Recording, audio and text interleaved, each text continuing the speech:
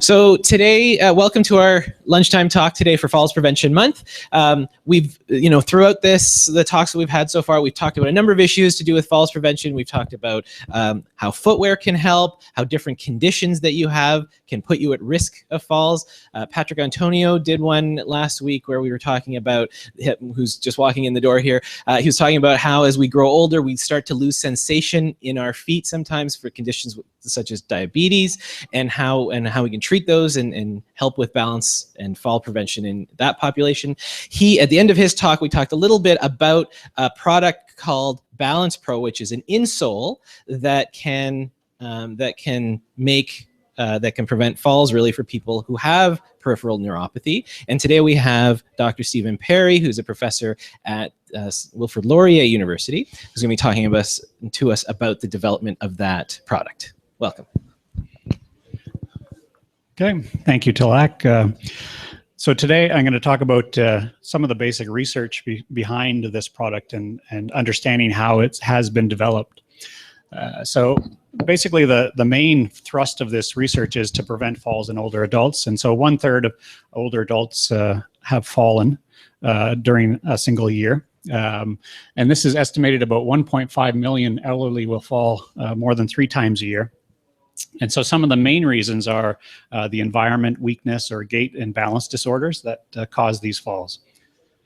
So a fall is made up of a balance disturbance and your inability to actually recover your balance. So what we typically do is we try not to focus too much on preventing the falls or the perturbations, because we receive perturbations every day. You can't change every piece of the environment. So we focus more on how actually the person responds to that balance disturbance.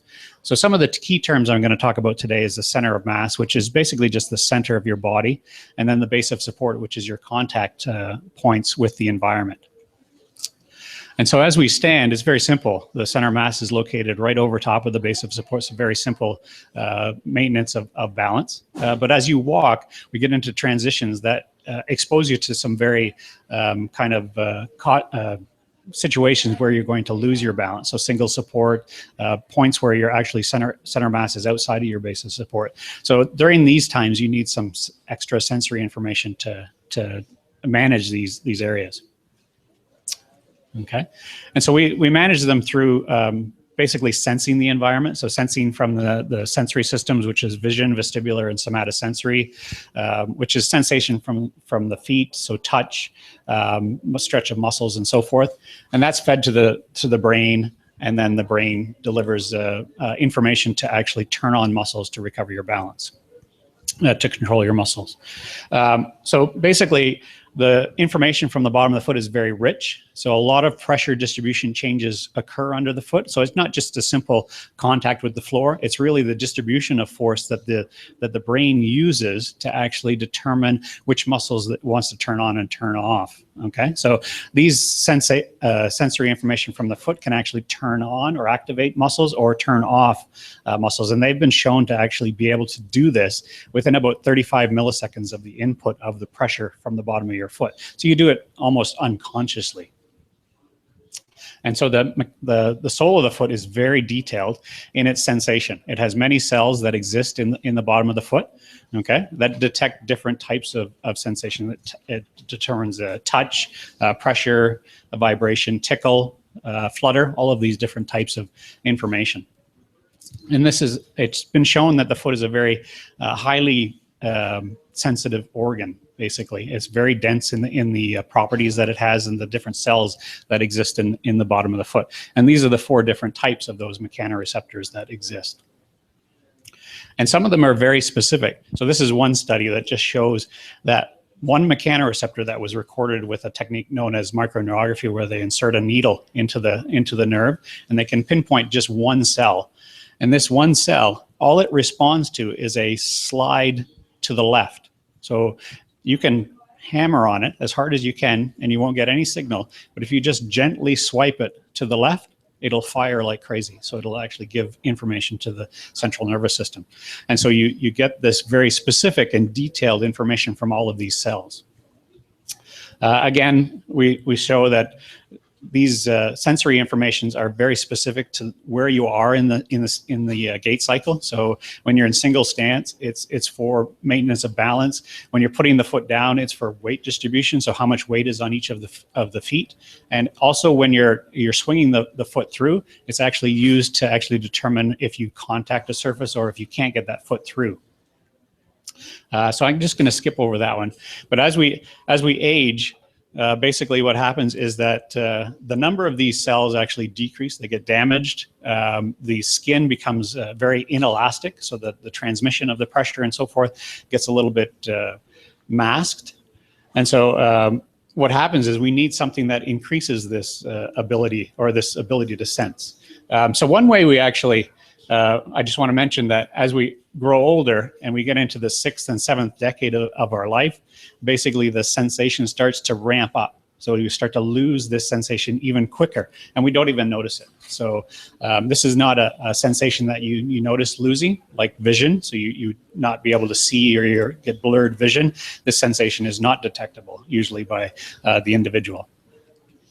One way we simulate it, just to show you, is that we actually take away the sensation from young adults and look to see what the role of these plantar mechanoreceptors are.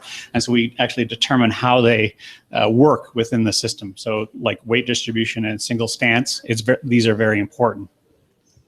So just to highlight the product that we have here is called the BalancePro, and its early development. We looked at 40 older adults, and so 20 of the older adults wore the insoles for 12 weeks, and 20 of them didn't wear the insoles for 12 weeks. And we showed that there was 14 falls during these 12 weeks of the study, and 9 of them fell when they had the blank insole, or there was 9 falls while they had the blank insole, and only 5 when they had the facilitated insole, or the BalancePro. And so that's about a 44% decrease in the number of falls that occurred when they wore the insoles. I'm just going to skip over this part here, but this is we also did a stability test to see if actually the effect lasted all the way through the intervention. So we actually did what's called uneven terrain, and we measured their stability margin. And so we measured the amount of distance between where the body moves towards the edge of the base of support and how they were able to actually keep it further away while they were walking. So when they were wearing the insole, they were able to keep that farther away. And this happened both at the start of the intervention, and even after they wore the insoles for 12 weeks, they were still showed an improved balance control when they wore the insoles. So it's not something you habituate to. It's something that because as a distribution, the distribution is always changing. You're not always in the same position on your feet. This information is always renewing itself, and it's always represented in the brain. So it's always new. So we've done that, and I just want to thank all the funding agencies that have funded this product and the development of the product. And just to give you a heads up on that you can purchase this product at balancepro.ca through a company that was started or initiated here at the Toronto Rehab. So. Thanks very much for that great overview and that product development. One thought that, are there questions from the audience here? I have one question for Stephen, but if other people have questions, we can start there. No?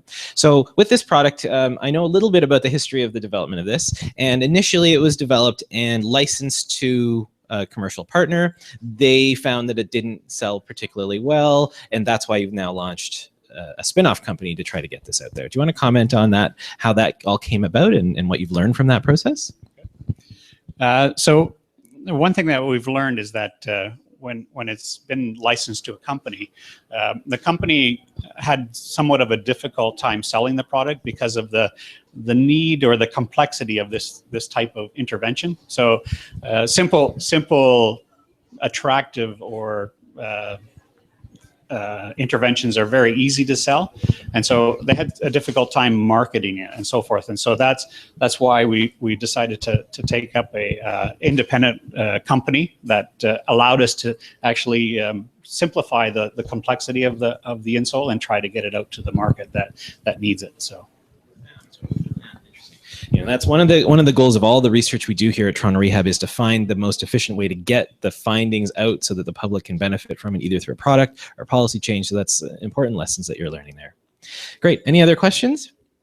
No? Okay, we'll end there. I'll just make a note that tomorrow we have another talk. It is looking at strategies for preventing falls on a hospital unit. After that talk, we have tours of our research facility here that includes a special demonstration of our Falls Lab platform, where people can come and test it out and learn about the types of experiments we do there. Thanks for joining us.